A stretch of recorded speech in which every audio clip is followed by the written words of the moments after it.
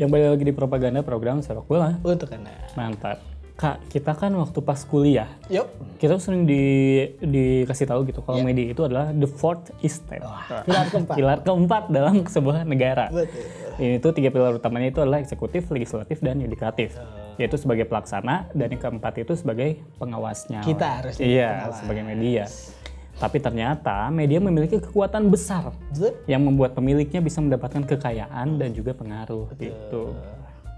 Contohnya, Surya Paloh. Iya.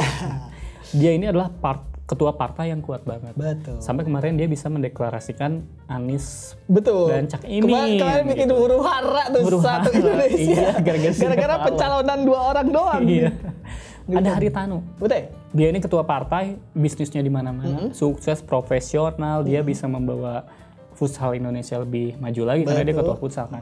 Dan jangan lupa Haritanu itu semua anaknya masuk partai. Partai keren banget Pak Haritanu. Dan juga ada Abu Rizal Bakri Oke. yang pernah jadi ketua partai, meskipun menurut saya lebih cocok dia tuh usaha kue. Abu Rizal Bakery. Bagus juga, tapi saya mau bikin usaha itu. Nah ini kita ada kisah beberapa klub yang latar belakangnya adalah pengusaha Pemilik media. media, Betul. Nah ada pertama ini Crystal Palace. Nah ini adalah gabungan fans, dia itu yang kaya dan juga pebisnis virtual. Pebisnis virtual. Nah, mungkin Crystal Palace ini memiliki struktur kepemilikan klub yang cukup unik di Premier League. Awalnya ada 4 fans Palace yang kaya raya bergabung dan mendirikan konsorsium yang dinamakan CPFC 2010. Nah, mereka ini mengambil alih saham klub London tersebut pada 2010. Nah, mereka adalah Steve Arish, Martin Long, Stephen Browett, dan juga Jeremy Hosking. Nah, pada 2015 pengusaha Amerika Serikat Josh Harris dan juga David Blitzer membeli 18% saham dari keseluruhan saham, yang mana dari keempat orang itu. Betul. Nah, di 2021 lalu pebisnis Amerika lain yaitu David Texport membeli 40% saham Palace. Jadi banyak tuh yang masuk ke dalam tuh ternyata ya. Tidak hanya 4 orang itu akhirnya. Nah, karena si Textor ini punya 40% saham Palace, jadi sebutlah dia punya saham mayoritasnya lah ya. Kekuasaan juga lah Kekuasaannya. sekarang. Nah, Textor ini sebelumnya dikenal sebagai Hollywood's virtual reality guru. Wow. Berkat kepiawaiannya dalam menciptakan pertunjukan virtual. Kayak rapper legendaris, Wah, siapa itu yang lag? Tupac. dua ini ya. Saya baru Jangan nyadar banyak-banyak lagi. susah ngeditnya. Iya gimana? Legendaris Tupac dan juga Michael Jackson. Konser virtual. Konser virtual. Jadi Textor ini awalnya tertarik di skateboard, tapi cedera kepala membuatnya pensiun Kak dan pindah ke bidang edukasi dan juga teknologi. Oke. Apalagi kan di skateboard ini udah ada Tony Hawk. Tidak tergantikan Tidak tuh. tergantikan tuh Bang Tony Hawk ini. Karena itu Textor pun menekuni bisnis internet sejak 96 Kak. Jadi orang lain mampu sih internet itu apaan sih? Dia mah udah terjun. Dia bahkan udah membangun Art Technology Group, virtual bank, online shop sampai dunia virtual. Gila ini Pemikirannya emang jago banget. Dan yang terbaru yaitu membeli Fubo TV pada 2020. Nah, selain Palace, Textor juga punya saham di Botafogo dan juga Olympic Lyonnais gitu ya. Jadi si Textor ini tuh beneran apa ya? Melek teknologi banget. Betul. Dan sekarang tuh di Hollywood dianggap sebagai yang paling jago lah. Kalau tadi kalau virtual misalnya reality. itu mah dari kata virtual reality guru aja, sebutan guru tuh berarti udah expert di atas Expert expert. banget. Bener, Dia udah bener, guru. bener. Nah, yang berikutnya ada Liverpool. Liverpool. Yang mana ceritanya adalah dari kacang kedelai hingga raja tayangan komersial. Nah, masuknya investasi dari Fenway Sports Group ke Liverpool pada 2010 memunculkan harapan akan kebangkitan The Reds di kancah domestik maupun Eropa. Ya. Nah, FSG kali itu membeli saham Liverpool senilai 300 juta pound. FSG juga yang sebelumnya dikenal publik sebagai pemilik klub MLS Boston Red Sox ini dimiliki oleh 2 orang bilioner, yakni John W. Henry dan juga Thomas Werner. Nah, Tom yang juga menjabat sebagai chairman Liverpool ini memiliki latar belakang di dunia media. Kita bahas. Lulusan Harvard University ini awalnya bekerja di stasiun televisi ABC TV. Sebelum akhirnya dia mendirikan rumah produksi The Kersey Warner Company yang mengantarkannya pada kekayaan. Jadi bikin produksi sendiri. Berarti yang dari media ini adalah si Tomnya ya tadi ya. Sementara itu John W. Henry tumbuh dalam keluarga pedesaan. Jadi dia tuh pedesaan banget lah yang kalau jalan baru beres dicor tuh, mereka tuh buat tram di tengah jalan. Ini di Inggris kayak gitu juga ya ternyata. Amerika ini. Oh di Amerika sih, John ini bener. Terus dia tuh kalau nonton wayang harus sampai beres. Kalau enggak nanti dicegat sama buta. Tipikal warga pedesa. Tapi saya aneh deh sama yang takut dicegat sama buta. Ya. Dia kan buta, ngapain harus takut? Buta itu bukan literally Gak bisa lihat ya? Iya, tapi buta gede loh. Nah, setelah mengembangkan minat pada komoditas pertanian seperti kacang kedelai, dia menghasilkan uang di bidang keuangan. Jadi ternyata bukan dari pertaniannya gitu, tapi dari keuangannya ini, yang mana jadi kapitalis itu ternyata lebih menguntungkan lah ya.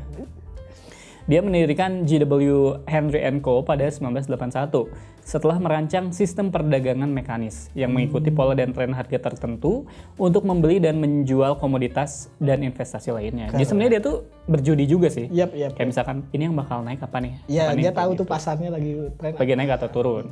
Nah, ini yang terjadi sama petani-petani di dekat rumah saya, Kak. Oke. Jadi kan kalau cengkeh itu petani itu kan beneran nggak bisa prediksi kapan harganya naik, kapan turun. Kalau turun tuh harga cengkeh itu bisa turun banget. Kalau naik tuh bisa kayak 100.000 sekilo gitu. Wow. Nah, kalau kata istri saya, gara-gara ini banyak petani yang pakai dukun. Ya, saya kira Jadi ada kayak, ilmu investasi ada loh. Jadi si petani ini nanya ke dukun, kayak kata dukunnya, sok tanam ayeuna. Itu langsung ditanam dan bener kan. Ngapain belajar ke Oxford di Inggris kalau ternyata ilmunya dapat dari dukun. Yang mana dia nggak sekolah pasti, saya yakin. Dukunnya kuliah di Harvard. Tidak mungkin. Kalau dia kuliah di Harvard ngapain jadi dukun? Padahal kan kalau secara teknis ya kalau tadi kalau kita ngelihat Henry, ini tuh polanya bisa dihitung. Iya ya. Kalau misalnya kita pakai data 10 tahun aja misalkan, kapan sih harga cengkeh naik? Nah kita tuh bisa kan pakai nggak data mungkin itu. ada yang aneh gitu Nggak dari ada yang aneh, bener. data mah. Nah selain Henry dan Werner, investor FSG juga terdapat bintang NBA LeBron James yang ikut berinvestasi sejak 2011. Keren. Dan terakhir ada Nottingham Forest, Betul. yaitu raja perkapalan Yunani. Nah pada musim panas 2017, pengusaha Yunani Evangelos Marinakis membeli Forest dari keluarga Al-Hasawi yang pada awalnya digadang-gadang sebagai orang kaya dari Kuwait. Nah ternyata dia itu bukan orang kaya tapi orang aring. Jadi dia buat rambut. Gak apa-apa jadi orang aring. Kenapa tuh? Daripada udah deket tapi masih dianggap orang lain. Aduh, ini orang asing ya. Ngerikan. Nah selama kurang lebih 6 tahun kepemilikannya, si Al-Hasawi ini prestasi Nottingham Forest jauh dari kata membanggakan. Padahal kan emang Nottingham Forest kita pernah bahas klub legendaris ya. Klub legendaris benar, pernah juara Liga Champions. Betul. Nah di era baru Marinakis ini ternyata Forest tampil mengejutkan. Dia berhasil promosi secara dramatis ke Premier League. Betul. Dan juga mampu bertahan secara mengejutkan di musim comeback-nya dengan belanja pemain gila-gilaan. Yang mana tahun ini adalah tahun kedua dia nih di Premier League ya. Adapun dari mana semua uang itu berasal, kan jawabannya adalah kapal. Dari kapal ya. Marinakis pindah ke industri keluarga dengan mendirikan Capital Maritime and Trading Corporation yang memiliki lusinan kapal tanker serta kapal kontainer, yang mana kan gede banget. banget. Iya gede banget. Apalagi kalau misalkan kita mau ngirim barang tuh kan pasti pakai kapal kontainer itu iya, kan. Betul. Meskipun lebih enak punya kapal api. Wah, nggak akan ngantuk. Betul, itu kapal api juga kapal gede itu kalau yang logonya. Iya benar. Coba misalkan kalau kita punya kapal kontainer, terus kita ngantuk, kan nggak bisa kita makan kontainer. Iya sih. Nggak kepikiran. Lebih enak punya kapal api. Pengusaha berusia 55 tahun tersebut terus mengembangkan bisnisnya dengan mengakuisisi perusahaan lain. Nah ini yang penting nih, dia juga memiliki beberapa saluran TV, memiliki investasi di dunia media dan entertainment. Kabarnya dia juga investasi di Rans, di Denny Sumargo, sama Dr. Richard. Dia tiba-tiba di logonya di sini ada close door. Itu jaminan media saat ini. Jaminan media saat ini. Nah, ia juga terjun. Kenapa jadi ngambil? jadi agak ngambil. Udah kan nggak apa-apa, lanjutin aja. Nah, ia juga ini terjun ke kancah politik Yunani. Nah ini sama kayak yang di kita tuh. Iya betul. Ketika udah puas dengan media, saatnya masuk politik. Udah. Dengan menjadi anggota Dewan Piraeus yang mana tempat ia tumbuh dan dibesarkan. Dia ini di Yunani dikenal publik sebagai pemilik kesebelasan paling sukses di Yunani, yaitu Olympiakos dengan 46 gelar Liga Domestik. Keren banget. Aduh, ternyata macam-macam ya. Yep, latar belakang. Nggak cuma dari pengusaha, ada yang emang pengusaha tapi duit haram. Ada pengusaha yang emang merintis dari kecil. Dari kecil tadi. Ada, benar. Yang ada koneksi orang dalam. Betul. Dan yang terakhir tadi adalah yang menguasai medianya gitu. Kayak contohnya kalau sekarang Erick Thohir. Betul. Erick Thohir itu kan dulu waktu kita belajar di kampus masih cuma jadi pemilik doang gitu. Kalau sekarang tiba-tiba banyak gelarnya tuh. Gelarnya. Menarik ya pembahasan kita soal kepemilikan klub di Premier League. Ini naskahnya semuanya ini dari Teguh ya. Nah, tayangan ini ada di YouTube dan juga kalau Anda ketinggalan Anda bisa mengaksesnya di YouTube aja. Ada di YouTube dan juga di TV dong. Iya bener. Jangan lupa untuk terus menyaksikan propaganda program Sokul untuk Anda hanya di channel setiap hari Minggu pukul 7:30. Saya Alek dan segenap kru yang bertugas undur diri. Wassalamualaikum warahmatullahi wabarakatuh. Salam olahraga. Ayo berusaha. Itu kan? Lain ada juga ya. Ayo semangat. Semangat. Cari orang dalam. Semangat cari koneksi. Iya bener. Tau nggak?